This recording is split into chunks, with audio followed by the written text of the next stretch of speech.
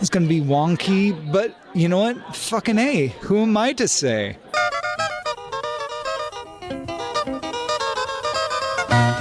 Hello and welcome to Did I Do That? It's normally a podcast about graphic designers making mistakes, because when it comes to making just about anything, it's all part of the process. I'm Sean Schumacher, and today we're going to be doing something a little different, because it is time for our annual Design Confessional episode, where listeners just like you share mistakes that they have made over their careers completely anonymously.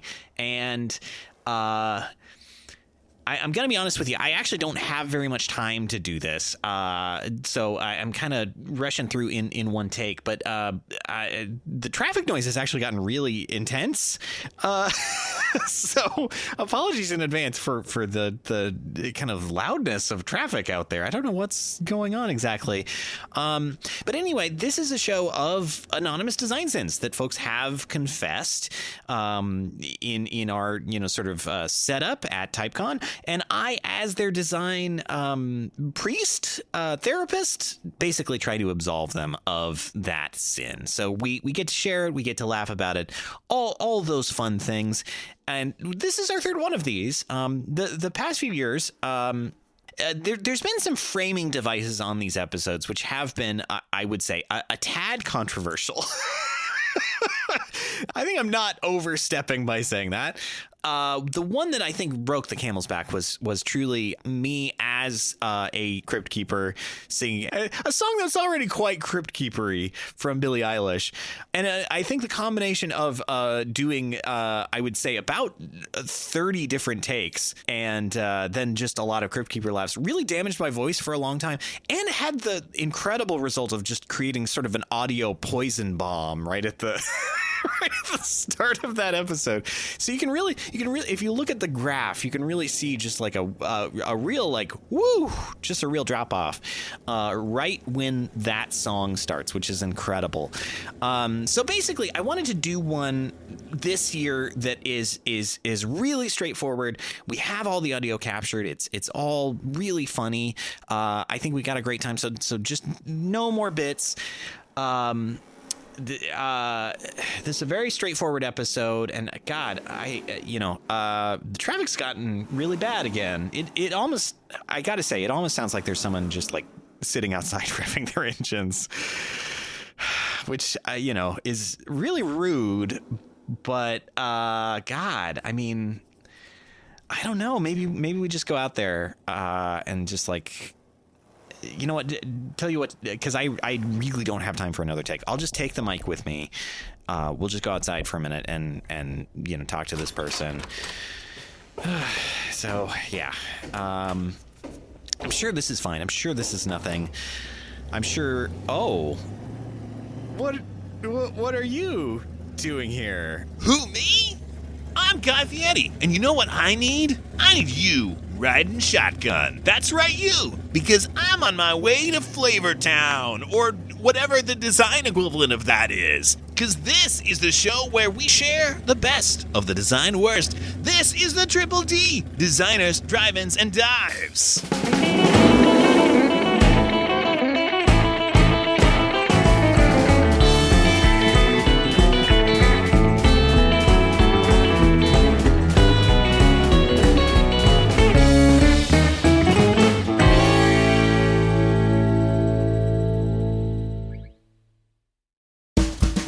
So this week, I'm here in Portland, Oregon, just blocks from some of the best and most overpriced food in the world. They're serving up sandwiches of sin.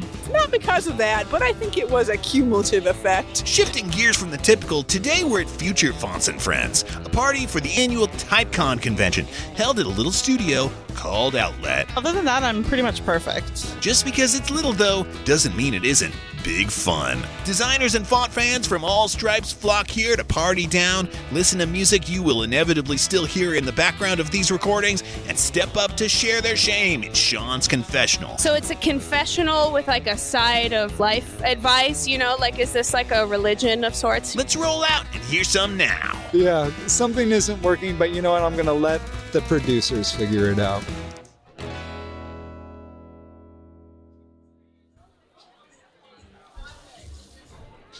Oh, hello and welcome to the Design Confessional. This is your chance to share some of your design sins and potentially be absolved of them.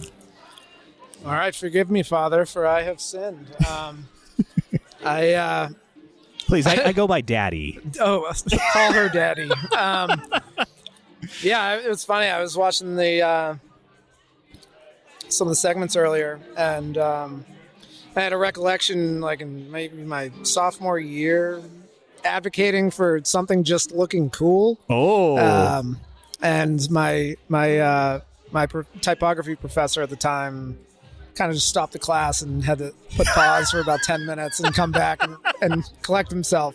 Just complete shutdown. Yeah. He was pretty in hindsight, we talked it through. He was pretty mortified. It's like, how do I explain this one? You know, how make something look cool. Well, that I will say, in your defense, that is, I would say, the number one cardinal sin of the design student is thinking that matters.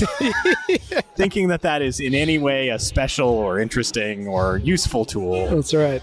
Beyond just reaching a particular audience. That's right. Yeah. So, as a design professor myself, not to give away who I am or what it is that I do, which I did just do. No, Father. Of course not. But I feel like, that was probably a somewhat comic reaction from your professor. He looks pretty mortified. Because he's definitely heard it before. Yeah. And, unless he is like actively trying to put a stop to it, in which case I feel like it would have been longer than 10 minutes. It would have been a whole day. Right. Probably this is just him underscoring the goof. And it worked because you remember it all these years later. Sure do. About 20 years later here I am. Wow. In a confessional. Yeah. But yeah, no, it's just funny. It's like I think he, bottom line is I think he knew what I was talking about, but also felt demoralized that I'd made it to my second year in design school and second year though, you're so new. Yeah, that's true. Truth be told, yeah, it was a liberal arts program too, to be fair. So, oh well, yeah, like you barely knew what cool even was. Yeah, so, yeah. But what's funny is it's like I'm just a kid who's drawn to design, and I know what looks good to me, but it obviously the real teachable moment there is let's pull apart why this looks cool. Why something is cool. What makes, what are the elements that speak to somebody, and forcing someone or a student to articulate that is really the key there. And who that reaches in doing that. Exactly. That's the whole tool. Exactly. Was that part of what he stopped down class to do, or was it more just I think he needed had a a nervous breather. breakdown? I don't know if he was sleep deprived or something. Hold on, I know that whiskey's in my desk somewhere. God. Yeah, I got to take a pull real quick. Apple with a worm in it. Get out of here. Exactly. Some kid's little, pea shooter. God, where is it? Oh, it's so funny. Yeah. Oh, man. I think you're absolved of that. Thank you so much, Father. Do you have any others, maybe? I think that's my only major infraction. You're doing better than me then. Yeah, well, oh God, I don't know. Maybe I need to think harder then. Is there a less reassuring thing to hear from a design priest than that? It's hard to imagine, actually, now that I think of it. Behind a curtain. Yeah. Right on. Oh, so killer. Let's bite into another one.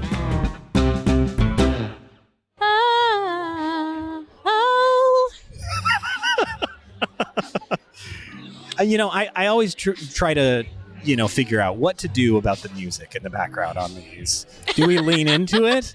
And I appreciate the idea. Maybe this is a karaoke episode also. Like a Mariah, oh.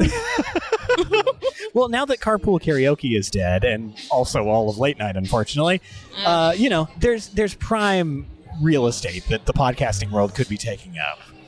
Yeah, we could do something super meta instead of just music. It's like music within a podcast.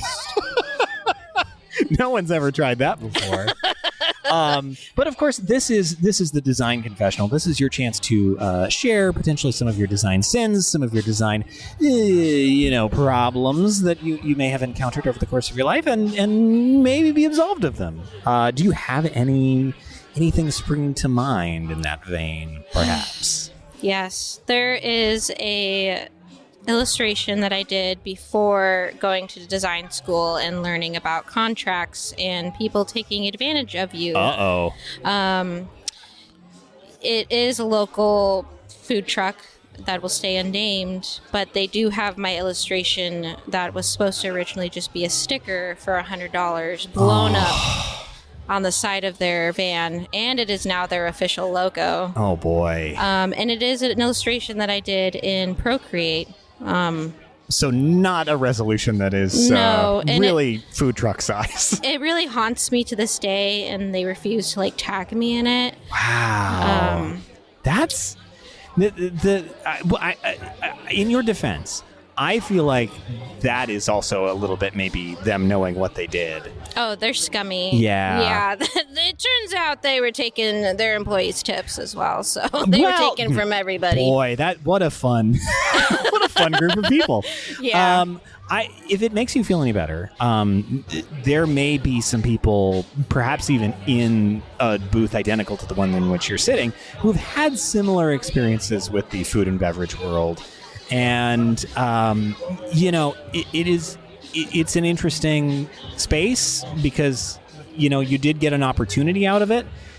Yeah. And it's a shame that they couldn't hold up their end of the deal, which would have just been really paying you probably even just a little bit more for that work to make you feel they're better. Serving up sandwiches of sin. Is what I like to think. Also, the illustration was of a dog in between two pieces of bread, which in retrospect seems kind of problematic. It's concerning. I will say it is still, there's still so many food trucks in Portland that it doesn't necessarily narrow down that much. Which is truly an astonishing feat that we've pulled off as a city. Yeah. It's just another one. Yeah. To my knowledge on this, I don't think there's really a sin that you've committed. There's no way that you would really know contract-wise how necessary that was, especially in dealing with a hospitality client where, just paying contracts in general is outside of their area of expertise. Paying employees or taxes or anything like that. Yeah. You did the work. They clearly like it. I think that is one to maybe chalk up to experience. And, not to say that I know you, because, of course, this is fully anonymous. And there's of course, yes. The listeners have never heard your voice before, and they would have no idea who you are. Who am I? You also got a very informative experience out of it that I'm sure is going to keep you on the right side of having a contract. In terms of a job that will be paying a lot more than even the $100 that you potentially could have added on to your current $100. Yeah, it'll haunt me, but I'll be looking up above, down below with them, if you know what I mean. I'll be up in graphic design heaven. Oh, I see. Okay, so it's not just that they've parked their food truck at the bottom of a hill and you're on the top of a hill. No. They have to drive up the windy hill to get to you. Yeah, no, not that. Their food cart will be in parked in hell. I hear they have actually some pretty good food carts in hell. I heard it's kind of spicy. Yeah, it's really spicy, and nothing's ever cold, which is kind of nice. Yeah. It's kind of nice. It's you don't even need the foil. They do it, but it's you don't even need it. No. Yeah. I just burn my mouth a little. It's fine. But it's so fresh. You can just you can taste how fresh it is. It's Subway. Eat fresh. It's so hot though. Yeah, your sub always has to get toasted down there. They bought some of those Quiznos ovens, and those had been decommissioned for a reason. The sponge monkeys got into them and really fucked some stuff up. Sponge monkey? Do you remember the sponge monkeys? No.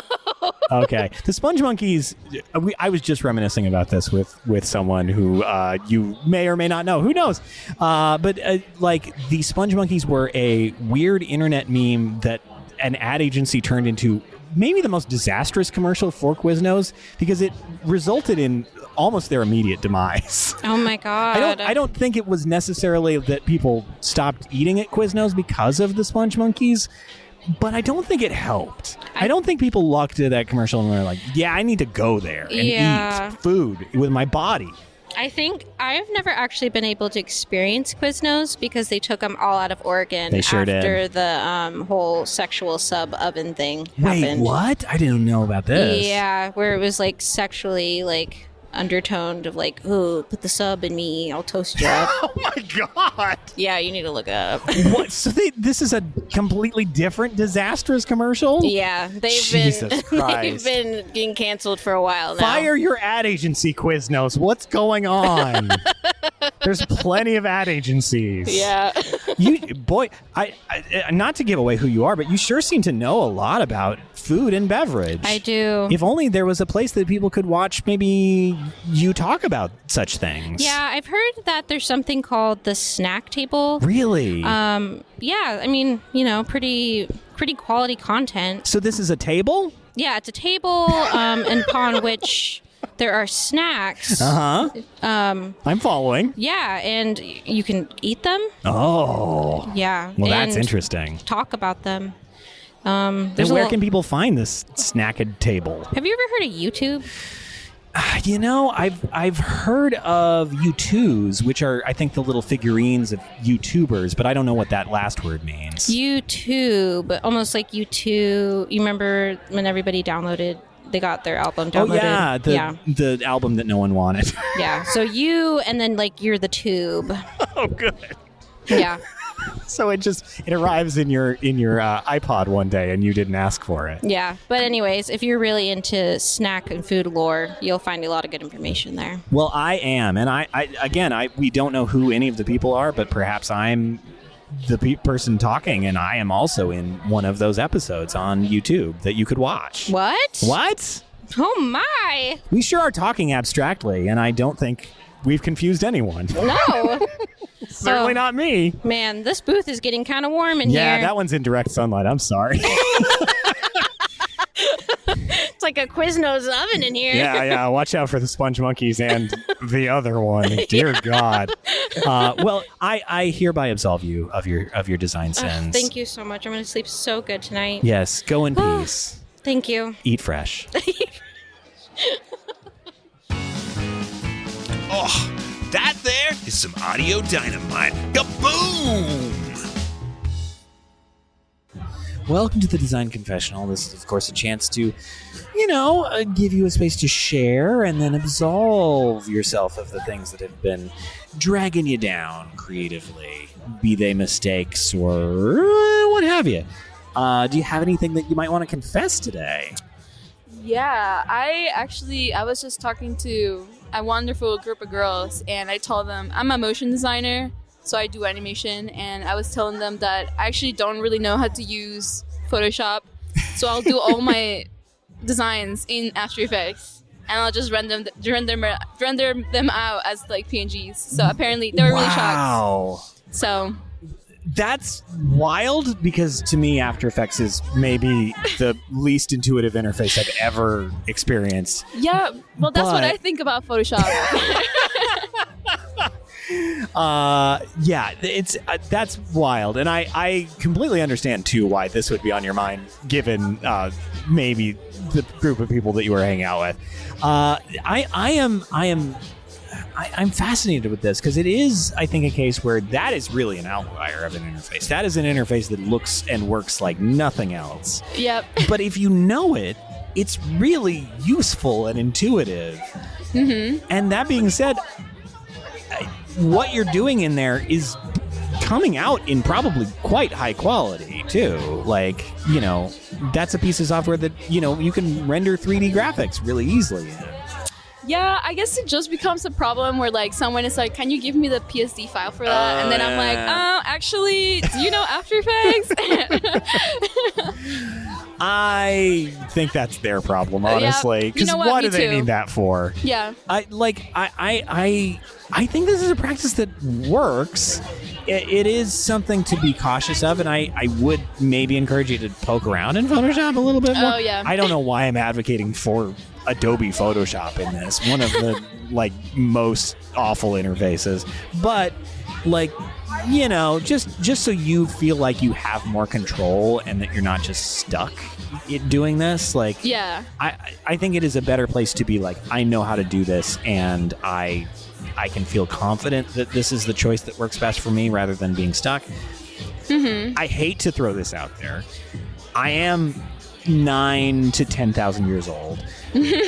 And the first piece of software that I ever used for design was Flash, Adobe Flash. Yeah. Although back in those days it was Macromedia Flash, but we don't need to go into that. And that is also an interface that is like nothing else. And so, like, the time that I spent mastering Adobe Flash is time that went directly into the toilet because Yeah. that's not useful. I don't think that's necessarily going to happen to After Effects anytime soon, but I also don't know what the future holds. It's true. And I would hate for you to be stuck in the same boat that I am. So, like, I think in the short term, I think this is a fine practice, and you should keep doing it if it feels good to you. I don't know, it might be worth looking into just whether building some more skills in different areas, so you know how to do these things, and you can, again, feel confident in the choice that you made. Yeah. I think that's a good one. Yeah. So I absolve you of this design sin with some caveats, you know? Yeah, thank you. Yeah. Thank you. Thank you. Go in peace. Thank you. Yum, yum, big fun.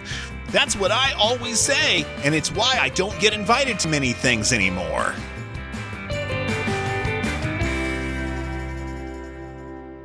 Oh shit, this is on a microphone? Oh, I thought you were gonna be here. Oh, wow. How would this that is work? a whole I'm in a totally different space than you. wow. I really thought it was just gonna be you and I in this tiny little thing, and I was gonna be whispering it into like a wooden box with some holes in it, and it'd be like a comically bad cardboard box. But I am genuinely thrilled that there's a microphone and a headset and a bell. So I am so happy to be here. Thank you for having me in this confessional box. Why, of course, thank you. And let's set aside that, you know, just sort of the lack of confidence in my own process. Maybe an unearned amount of confidence on my... I don't know what I'm saying. Anyway, it is so good to have you here in Design Confessional. This is, of course, a space for you to share things that have been potentially holding you back creatively, and just get them off your mind, get them off your heart if they've been causing you heart problems. If you do have heart problems, you do need to see a doctor right away. But otherwise, I can probably help with you.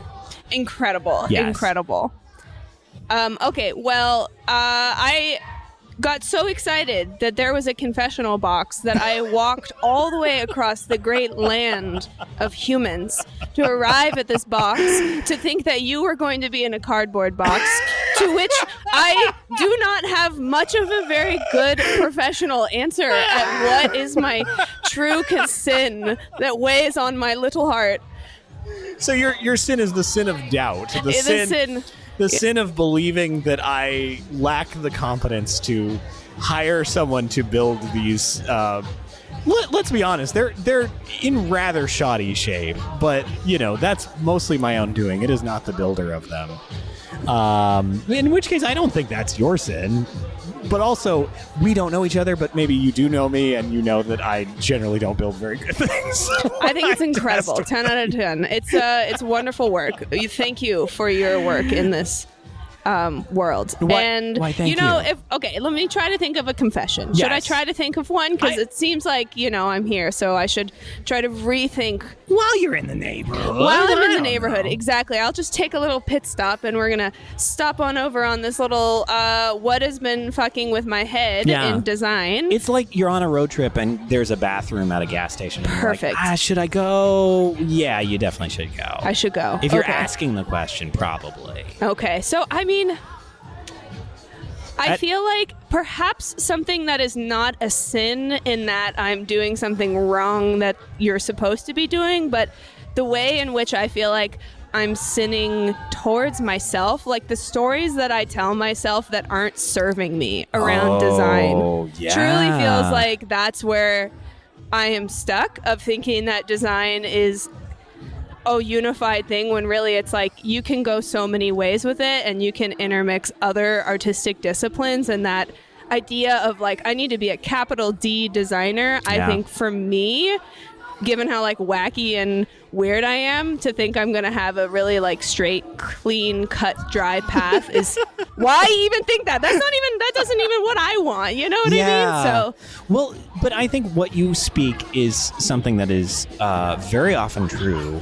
Especially, you know, when you are potentially in the space of like graduating from design school. Like, I don't know who you are, so there's no way I would know that. But like, I think not at all. You don't know anything about who I am. I'm a mystery. I've never even seen your face before, and there's no way that I could have.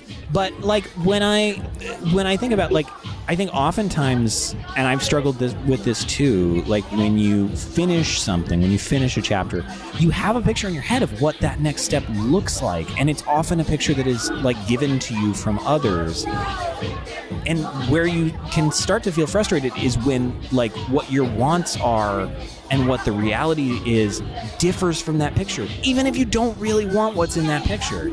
And I think like, you know, you say like capital D designer, but I don't think that's a thing to aspire to, because for one, I don't think it's a real thing. I think it's totally it is a thing that in practice, like, this isn't one field, it's 2 billion. And like, especially if you are doing other things creatively that are considered like outside of design, those are feeding your design practice. They are making you better creatively. So like, you should keep doing them and keep letting that shape what you choose to do and the opportunities that you choose to take, because if it makes you happy, that should be your guide, like not what expectations are being foisted upon you. Yes. Yeah. Yes. There's the it's a confessional with like a side of like life advice, you know, like, is this like a religion of sorts, you know? Well, it's I kind of keep oscillating between the Fraser Crane and the, you know, sort of priesthood, and I never quite square away which one it is. Yeah. Which is maybe to my benefit. That's good. Yeah. No, you know, how about on the opposite side of sin, I'll tell you one thing that somebody told me about design that feels like, wow, that's that, like a little phrase that really brings it together, and it's that good design is always a mix of play and tension. Yeah. And oh my God. and the words play and tension have been, and I don't think that's just design. I think that's like most creative things. Like that's bigger than all, but it's everything. It's like, yeah, that play, but that tension. So what you're talking about of, are you between Fraser? Are you between Catholicism? There's play and tension right there, you know? Yeah, I would say so. I don't know that those two would get along so well. No, I don't think so. But I can definitely tell you that Mother Mary is a babe. I'm a Madonna's type Catholic. You know what I mean? Like, that's my style of it. Symbolism and only. Yeah, you're a real material girl in a material world, if I recall. But yeah, I think, yeah, that is exactly the same thing. It is that like tension of like, you know, where is the joy and where is the thing that's pulling you in some other direction? Because like, and I think that's true of any great creative practice. Like, it's not just like any one project. I think it's everything. Like, what's the thing that is making you happy? But also, what's the thing that's pulling you in a direction that is interesting and unique and surprising? Like, because that's going to keep you fresh creatively too. Totally. Yeah. I think that's brilliant. What a great descriptor for that. I'm going to use that all the time. Did you ring the bell, or was that the other bell? That was your bell. I wanted to just give you a little like ding, you know. I appreciate that. And yes, play intention. We'll start a cult. It'll be called Play Intention. I love that our cult does sound like a design studio start. You know, we're really in the B2B space folks. Right now. So like, if you're looking, you know, just like medium-sized businesses, we're mainly doing branding, but a little SEO, website. You know, we'll branch out from there. I love it. Incredible. It's so good. Well, I think you've been absolved. I don't know that you really had a design sin. I feel I have had the process I needed. So thank you very much for hosting my long-winded confessional. No, you did great. And also, I have no idea who you are, but say there was a monthly event that perhaps you're like involved in. Is there anywhere that people could go for that, or like? Oh, sure. I don't know. I mean, you could hypothetically on a Wednesday night from 7 to 9 p.m. go to Creepy's and you could hypothetically come play Clown Bingo. Like Creepy's here in Portland? That's here in Portland. Why? That's so conveniently located. It is, and it happens. Central East Side Industrial District. Yeah, it happens every Wednesday. It's not always me, but I'm there about every other Wednesday, so that's pretty good odds. You know, that's a coin toss. And if you were there, would you be dressed as a clown, perhaps? Oh, I would be dressed as a clown, absolutely. And you'll never know who I am because I always look different. That's incredible. I'm a mystery and you're a mystery. This is a mystery. We together are mystery. Yeah, and I'm pressing a button here on the mystery machine. Oh no, it's a dog! Watch out. Incredible. Okay, Okay. go in peace. Goodbye. Goodbye. Well, slap my Pooh Bear and call me Christopher Robin. God damn! Welcome to the Design Confessional. This is, of course, a space for you to clear your mind, your design mind, of the things that have been holding it back. And do you have any design sins to confess here today? I do, yes. All right, I'm listening. Okay, so when I was in design school, we had a quarter-long project making a magazine. You came up with the concept for the magazine. You did all the typography, sourced all the images, etc. A big project. It was a very big project, yes. So at the end of the quarter, I'm like rushing to finish it, and we were going to have them printed. And so I was just making up a little page in the front. There was like, who's the editor, who's the photographer, who's the whatever, and just coming up with names for these people. And I put myself down, I think, as like the editor of the magazine. Finished it up, sent it away to get printed, got it back, and I had spelled my own name wrong.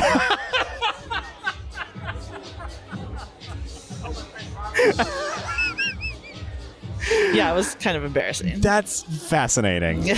Well, here's the thing, and I say this as someone, I don't know what your name is. We're of course fully anonymous here. There's no way to tell what's happening in the other box.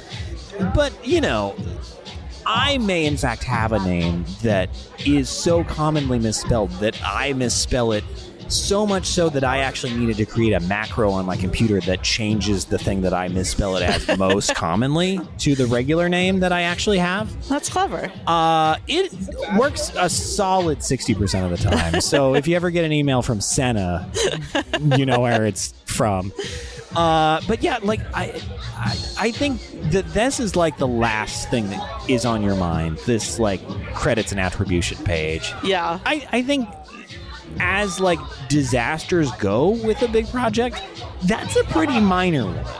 Now, like, there is the standpoint of this is for a class, and maybe that was actually a useful tool for the teacher to know who made the project. That part is a little bit more problematic, because that means that they're definitely going to look at that page. Did they? Or was there some other way that they were finding out that this was your magazine? I think there was another way. I don't know that they ever caught it. I just looked at it. I was like so proud of it and was going to show it to everybody, and then discovered that I misspelled my own name. Honestly, like the curse of print, and I think like the longer you're in the field, you know this, like no matter what the project is, no matter how many eyes have seen it, there will be something wrong. And it has happened to me every single time I have done a print project. No matter how many people have looked at it, including me, thousands upon thousands of times. This is no joke, I once shipped a map that didn't have all the locations on it. And the one purpose of the map was to show these locations. But everyone looked at it. 12 people approved it. So, like, it's the thing of, like, making sure that the thing that is the disaster is not of major consequence. And really the only consequence to this is for you, for your reputation, for whoever reads this magazine, which, given that it's a class project, was an audience of one. So, like, I don't know. I think if that's where you're going to make your mistake, that's a pretty safe one. That's like making a mistake in the Library of Congress page. It's true. I mean, I could always just change my name so that it is spelled that way. It's like you're a DBA essentially of that. which may be actually for tax purposes, like worth exploring. Maybe that person assumes all my debt, and then they fall off, into a ravine. And, There you go. Then I'm debt free. Yeah. You know what? Say goodbye to Sean. Maybe this is Senna now. Anyway, yeah.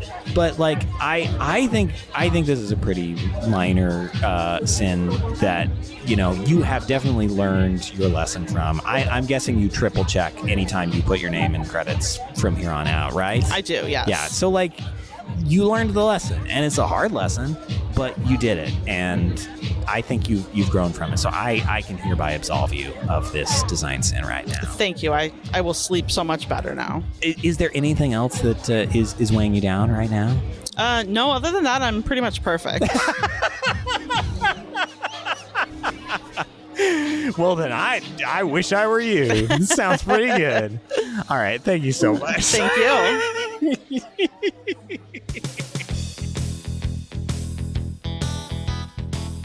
This is so good, it's actively giving me a heart attack currently. Please seek medical assistance. Welcome to the Design Confessional. This is, of course, your chance to maybe share some of the design sins, the design curses that have been holding you back, been burdening your practice, and potentially, a chance for you to absolve them. Do you have anything that comes to mind when I say that? It's so funny. I think this is so awesome. Thank you. I'm actually maybe an outlier in this gathering because I'm not a designer myself. That's actually not a sin. It will surprise you, will to absolve learn. me of that sin. Yeah, I absolve you of that sin. Okay, great. The one thing that I was laughing about with my wife just now, looking at this, was when I was just considering, where do I want to go to school. I thought, I want to get into video games. I want to get into something about art, or at least maybe sound engineering. And there's a school in the East Bay of California, Expression Center for New Media. Ooh. And I was like, great. Let me get in there. And they were like, great. I went to interview with them, and they're like, great. Do you have can we see your portfolio? Oh. And I was like, what's a portfolio? So that's my design confession. They're like, examples of your artwork. And I was like, okay. And I brought them, this is the embarrassing part. Get ready. Uh-oh. I brought them literally, very basic childish illustrations of like dragons on lined pieces of paper. Oh my God. And was like, here it is. And they were like, yeah, this is great, but it would be really great is if you went to like an art school, like traditional art school for a little while, and worked on that, and then come back, which I did end up doing. But I tell that story to any artist who will listen because they all find it so funny. Wow. The distance between what I thought was appropriate and what actually happened. Well, that in your defense, and I feel like this is often how I start these. Knowing what goes into a design portfolio when you don't have any context is goddamn near impossible. It is so difficult to do. And it sounds like this is that they were doing an interview to begin with. I can't think of any institution that has the bandwidth to do something like that. Right. So that's wild to begin help with. Filter out. Yeah, like pre-portfolio review. They're just like, hey, off the street. Come on in. You're a person. Yeah. We got all the time in the world, apparently. But like, that you were able to come up with something is pretty good. I also want to commend them for the generosity of, why don't you try with art school? Well, it turned out to be, what's funny about it is it turned out to be really good advice. Yeah. And I went there. And then what I encountered were what I jokingly call real artists, people who have been working on their craft for a while. And I was like, oh, okay. Okay. I see the difference now. I see, the gap Yeah. here. And fairly minimal dragons in most artwork. yeah, fairly minimal. Paper usually not lined. Holes usually not punched in them. Was your art teacher before that strong bad? Because this sounds Right. like Pretty much. a certain Burninator dragon that I'm aware of. This is a very old reference, so maybe No, I'm old enough to get that I reference. appreciate that. I don't know if the listeners are. It'll be interesting to find out. Go look it up if you don't know, everybody. But that's I am fascinated with the choices that often get made by students who don't know what it is that they're doing. They just know that they want to do something. And I like that you did something, that you put together something, even though you had no idea. I think speaks to your ambition really well. And I wish more students took that kind of initiative. So I think I absolve you of this, design sin of your past. Well, I will release the guilt and shame. And I did get so much out of my interactions with I remember there was an instructor that I met there who helped me tremendously just with fundamentals. And one of the things I had a propensity to do was get really tight and get really detailed and try to render everything. And, oh sure. And he was like, you gotta loosen up, use your arm, for Christ's sake. And come to find out, this guy has, he showed us our art one day, and he has the most obsessive black charcoal on 19-foot piece of paper. And I was just like, oh, I kind of see the full circle here. So I felt great to at least participate in the in a craft and alongside artists. It was fun. Absolutely. You gotta learn to walk before you run, as it were. Right. And that journey brought you to here. And you again, I don't know you, but it seems like you're doing great. Yeah, thank you. So Thank you. I absolve you. I think you have done well from those dragon drawings. I think they got you to where you needed to go ultimately. Nice. Revoke my passport to Flavortown because I'm already there. Welcome to the Design Confessional. This is, of course, a space for you to, share what's been potentially burdening your design practice. Mistakes, whatnot, mistakes, etc. Like mailboxes, etc. Except not out of business. Do you have anything maybe that's been holding back your design practice? Some past mistakes that we could talk through here today? I would definitely say typos have been a burden on my design career. Oh, as they've been for many. So one time I was working at an agency, and we were doing work for a hotel in Chicago, and we accidentally put out a huge run of ads saying "Come to Chicago."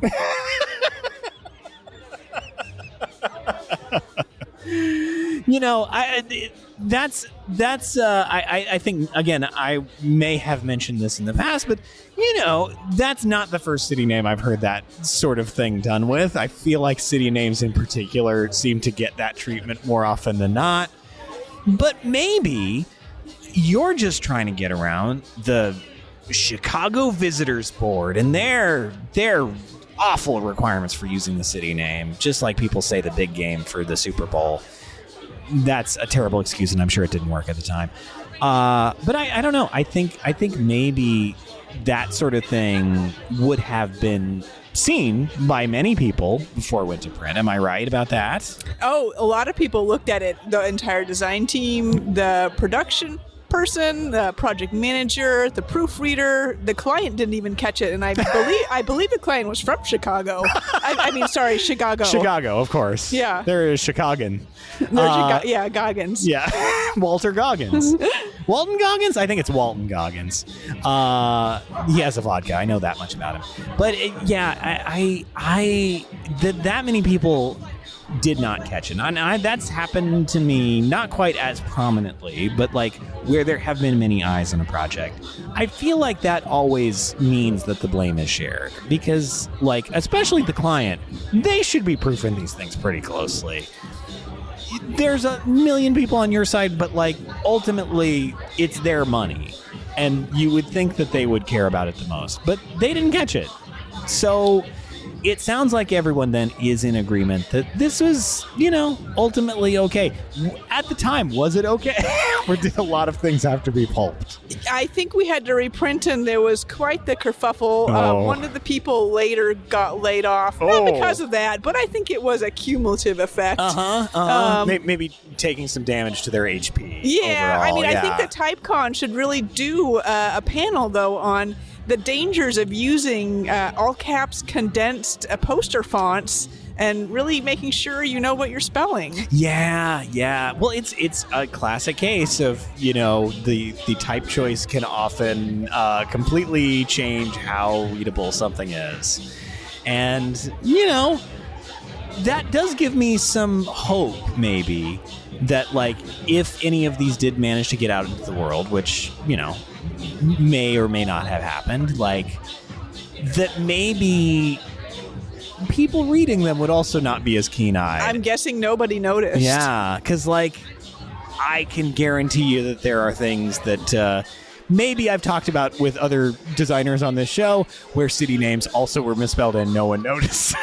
They did not get pulped ever. It almost makes me want to misspell something important in every project to see if my client's paying attention, but I would be very nervous that then it would somehow then slip through the cracks. Yeah, what a gauntlet to throw, because that truly is like a will you remember it? Like you're essentially playing Russian roulette with your design practice there. I like to live on the edge.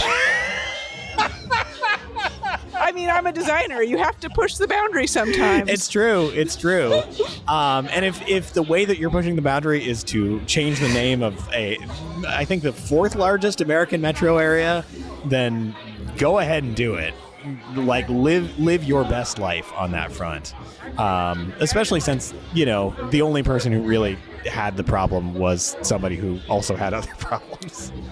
So I think you're in the clear on that one. All right. Are there any other design sins that maybe come to mind? Not at the moment. That was the big one I could think of. Well, then I think you can go in peace.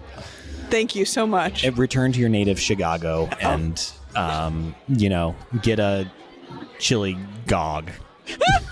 I guess. Thanks for having me. A chili dog's a thing, and I don't know. I never, I never visited because I typed in the name wrong and I couldn't get there. So, well, yeah, you don't want to get stuck in O'Rabbit International Airport. That one's really bad. You thought O'Hare was bad. Wow, that one doesn't even have jetways or anything. Thank you so much. Thank you.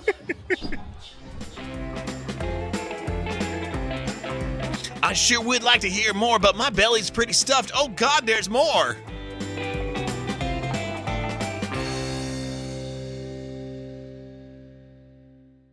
Oh my God! Hello. Can you hear me? Yes. Welcome to the Design Confessional. This is, of course, a little space for you to share the things that have been burdening you creatively, be that, design sins, foibles, mistakes, things of that nature, and potentially get them, just off your chest entirely. Do you have anything that springs to mind that you might want to share? I do. My design confession is that every time I open Photoshop, I don't know what I'm doing, and I just go with vibes and hope and pray everything turns out right. And it usually looks okay enough to the point where it looks like I know what I'm doing, but I don't. Sure. That's wild, because Photoshop is not a program that really vibes are compatible with even. It has some of the worst vibes maybe of any piece of software. Exactly. Although I probably After Effects maybe has it beat just in terms of awful vibes. Yeah, no, I don't even want to think about After Effects. No, that I don't, and I've been doing this 300 or 400 years at this point. So that is interesting. So you are. That being said, like, even though you don't feel like you are confident in how you are approaching things, you are getting things done. Well, yes. And like, in a way, I don't think that's a bad place to be. I am someone who, I've been doing this for 300 or 400 years. Back in the day, my close personal friend Napster gave me a free copy of Adobe Photoshop. And I did not have any formal education in how to use it. It was just on my computer from, again, this friend Napster who, definitely was giving me a gift for tax purposes. Right. So, but like in just sort of trying the tool out, I was able to figure it out and get stuff done. And it wasn't until way, way later, like 5 or 6 or 7 years later, that I actually had a class that taught me things properly. So I don't know that you're doing this the wrong way. Like, you are finding patterns in the software that work for you. And the software is going to change, too. Photoshop, for as ancient as it seems, a lot changes, really, over, long spans of time. So I don't know. I think you might be doing things okay as long as you're getting to where you need to be. It also sounds like you have the resourcefulness to be able to look stuff up if you are feeling stuck. For sure. And I tend to not. So what do you do if you get stuck then? I just power through it. Oh, so you just keep hitting your head against the wall. Okay. In a way, I kind of admire that more. Because that's like, if there's nothing that creative practice teaches you, it is that, like, you cannot succeed without really wanting to. Right. And that you have the wherewithal to, like, strive through that and still keep making the thing. Again, kind of admirable. I would encourage you to maybe learn it. I'm not even going to put it that way, because there are opportunities, of course, out there. LinkedIn Learning, what an incredible service. And if they give me money, I'm happy to shout out them all the time. There's plenty of YouTube creators, but also like, classes and stuff like that. Sure. That being said, like, I think it is also totally okay for you if you are feeling like, hey, I want to do this for a project, to just like do a Google, do a search and see like what you can turn up for tutorials. Because I gotta say, I think a lot of the things that I know about Photoshop especially are things that I got that way, where I was just like, I want to do this, I don't know how to approach it. Yeah. How has someone else done a similar thing? And I think that's a really good strategy. It's also like kind of an admission of like your own limitations, but maybe that's good too, right. Just to save you some of the heartache of the time that I hate to say is coming for you, where you hit your head against the wall enough times and it's not the wall that breaks. Right. Yeah. Because that one sucks. And I say that with many bandages on my head. Right. Yeah. And there may or may not have been a time where I made PNGs all in Photoshop and then formatted everything in Illustrator. What? What do you mean? I just I don't know. I just put all the PNGs into Illustrator and formatted it from there. But why? Because what does that step get you? It gives me freedom. To do what? To make iterations, because you can see all the artboards in Illustrator and you can make slight changes. With Photoshop, at least from what I've experienced, and no, not a lot, there's not artboards. Oh, so this is wild. Okay. This is something I have been leaning into more and more recently.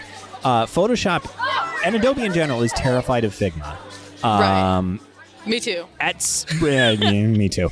Again, Figma, give me money, and then we can resolve that problem right away. Exactly. But, I think the other thing that is interesting is that they have added an artboard feature. It is a little buried, but I've been messing around with it, and it's actually pretty good. I do enjoy Figma's Fig Jam. Oh, sure. A lot. Yeah. Because it's just infinite. But I'm terrified of starting it when I don't even know how to use the Adobe products. Yeah. And I really enjoy Fig Jam, the jam that is made from figs that I get at New Seasons Market. Right. Delicious. Please I'm give sure me money, it is. Fig Jam. Have I asked for money enough times in this? I don't know. I think maybe not enough. Yeah, it's listeners. Maybe the listeners could give me money. Maybe. Also, right now. You know, please. maybe make I a have Patreon. no merch. I've tried. Okay. I don't have the wherewithal or the. We're getting into the weeds. But here's the thing: is I do think. I feel confused about what this Illustrator process is bringing you. If it is just giving you more space to iterate, I would try the Photoshop artboards just to see what that gets you. If there is something special about taking it into Illustrator that just change your approach, though, and change how you look at it, I don't know. Maybe keep that in my back pocket. Because I was getting ready to throw that in the garbage, and I paused for a minute, and the more I thought about it, it's like I've often done the thing in working through a project where I'll have a layout done, and then I'll turn it upside down, and that gives you a totally different perspective on how elements are fitting together.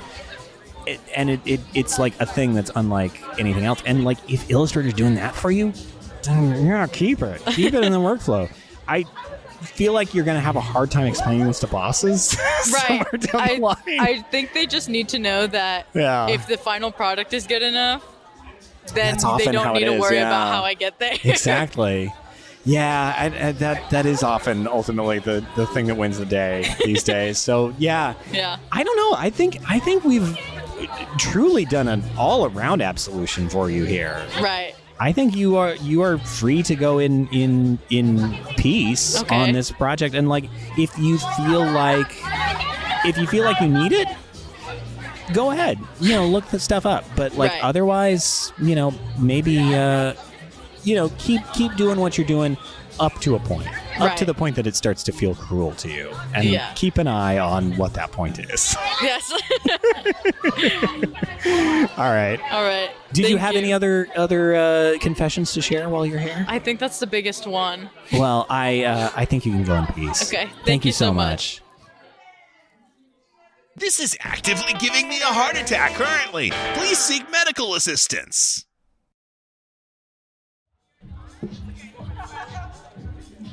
Oh shit! I have to. Oh, Sean, you're very fucking serious here. Is this all going on your show? Oh, you know it. But welcome, of course, to the Design Confessional.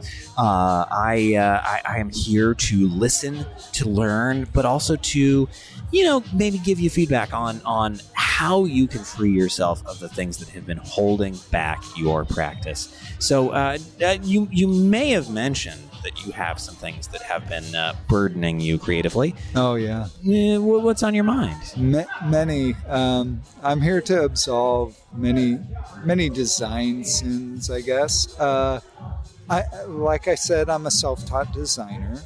That in and of itself is not a design sin. No, that's not. But, you learn the ropes, I guess, by the hard way. Exactly.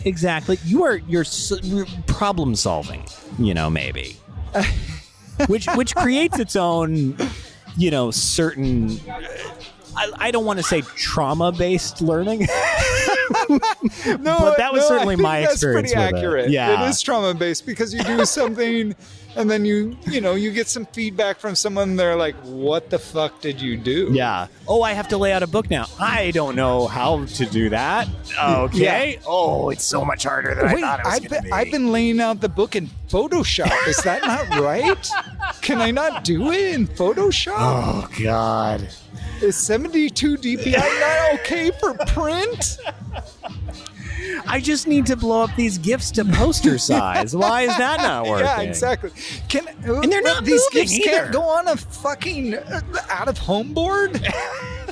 This is what I do.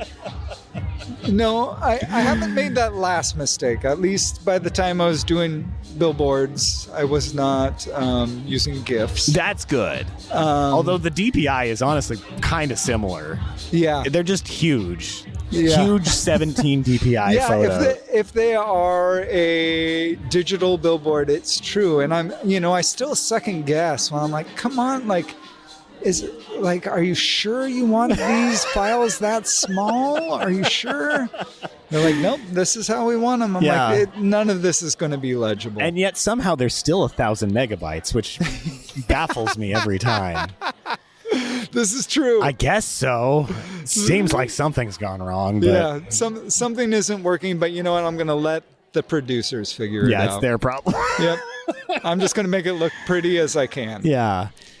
So you are self-taught. Is there anything that particularly springs to mind in that, though? I mean, yeah, I think I really, especially, here we are at TypeCon, and I still hold a lot of guilt for stretching type. Oh, sure. Yeah, I mean, this was something I did all the time. I would be like, oh yeah, I can just stretch it to make it fit, rather than finding a different weight or looking for a condensed or a wide version.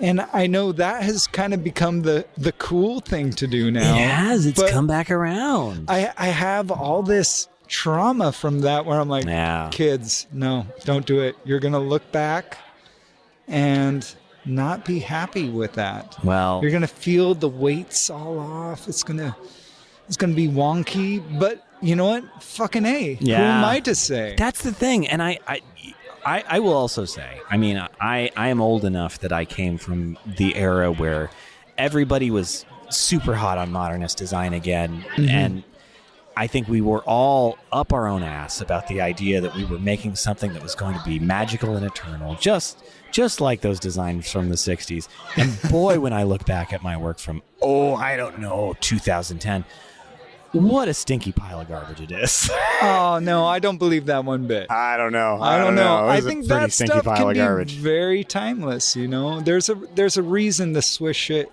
keep...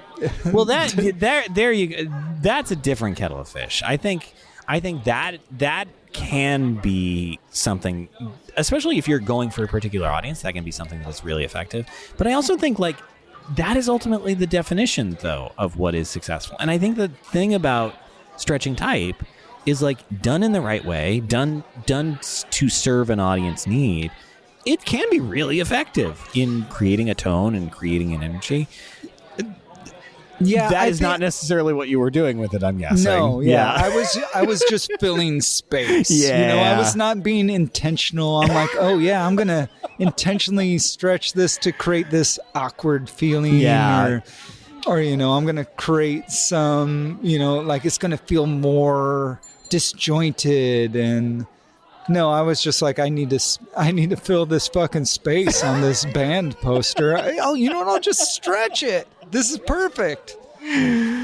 Yeah, that's a bit of a harder situation. Yeah, awful sin. Yeah, I'm totally traumatized by it. I'll never stretch again. I'm guessing though that is coming out of, again, a lack of knowledge and also a just lack of time. You're making these things really quickly. That kind of poster.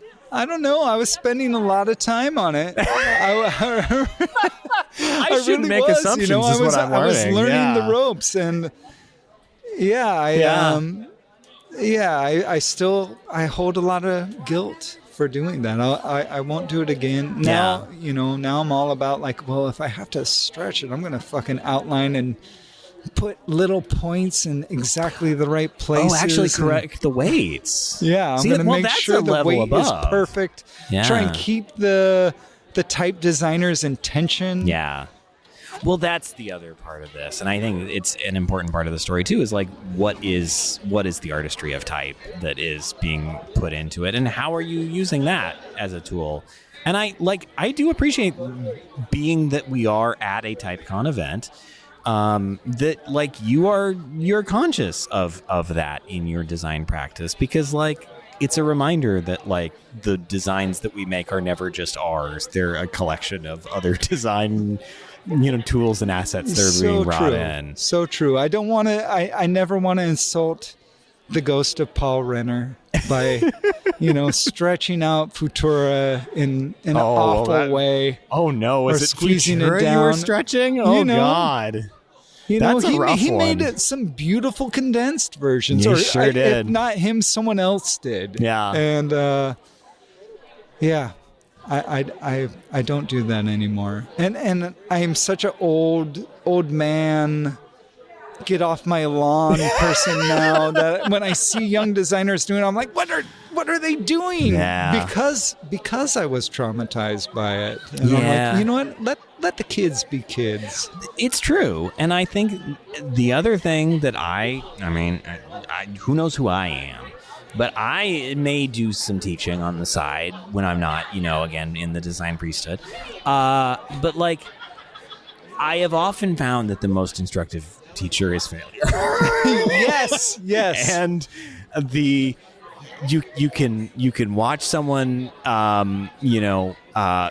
doing something bad and try to steer them away, but oftentimes they'll find their way right back to it. So sometimes I let them go full long into that now and ride that wave, and if it hurts them, they maybe know next time not to do that. Totally. It's just fucking design. We're not saving the world unless we're making really good posters about how awful our current administration is. Well, I don't actually, know, that doesn't need to go on the air. I don't need to be put on a list. But how would they know who you are? If you just delete my name. But it's just fucking design. Yeah. And learning the hard way is okay. Like, fail. Yeah. Make mistakes. That's how we get better at what we do. Some might say it's all part of the process. It is. It is all part of the process. Potentially someone said it you know what? upwards of 70 times now. I think we should go get tattoos that just say it's all part of the process. I think someone should buy merchandise perhaps that has that slogan on it. And I don't know where that would be, but hopefully soon it will be available. Who knows? It's probably somewhere. Probably. And I'm inserting the name of that place right now because hopefully I'll have that worked out by December. Yes, I love it. I love it. Sean, I thank you for absolving me. Well, of course. Or I think you, at least if I'm not absolved, you're absolved for talking absolutely. me through this trauma. I think it's helped a lot. I think you are fully absolved, and I appreciate you sharing this trauma here and like us talking through the complexity of it, because I think it was more complex even than I believed it was when we started. Yeah. It may even get darker.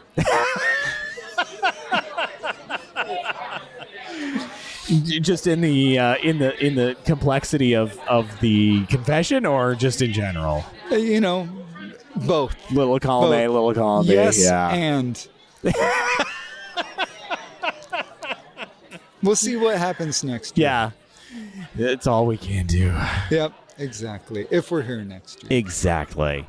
Well, I think you are absolved. You may go in peace. Thank you, sir. Thank you.